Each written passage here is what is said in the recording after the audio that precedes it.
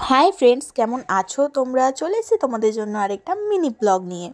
সকাল সকাল ঘুম থেকে উঠেই আমরা তিনজন বেরিয়ে পড়েছি গঙ্গার চরে যাওয়ার জন্য। তো আমি তো বেশ কয়েক বছর পর গঙ্গার চরে যাচ্ছি, তো ভাবলাম তোমাদেরকেও একটু ঘুরিয়ে দেখিয়ে আনি। আমাদের বাড়ি থেকে গঙ্গার চর খুব একটা দূরে নয়, পায়ে হেঁটে গেলে মাত্র 10 থেকে 15 মিনিট লাগে।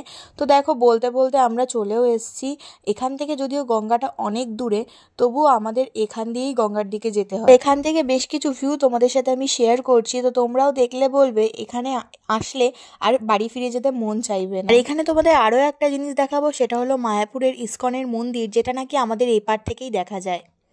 তো এতটা দেখেই আমরা বাড়ি ফিরে গিয়েছিলাম। তারপর কোনো রকমে খেয়ে দিয়ে রেডি হয়ে বেরিয়ে পড়েছিলাম জলের মন্দির যাওয়ার জন্য। আর এবারে আমাদের সঙ্গে ভাই আর বাবাকেও নিয়ে নিয়েছিলাম। তো দেখো, আমরা বেরোতে না বেরোতেই গাড়িটা খারাপ হয়ে গেল। তো বাবা এখানে ঠিক করছিল। তারপর ফাইনালি আমরা বেরিয়েও পড়েছিলাম। কি করবি? কিনবো।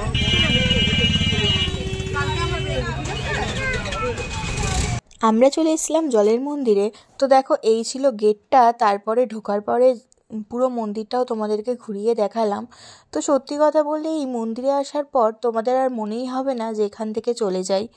তো দেখো, এখানে একটা মিনি চিড়িয়াখানা আছে বললেও ভুল হবে না, কেন কি এখানে প্রচুর হরিণ ছিল আর হাঁসও ছিল।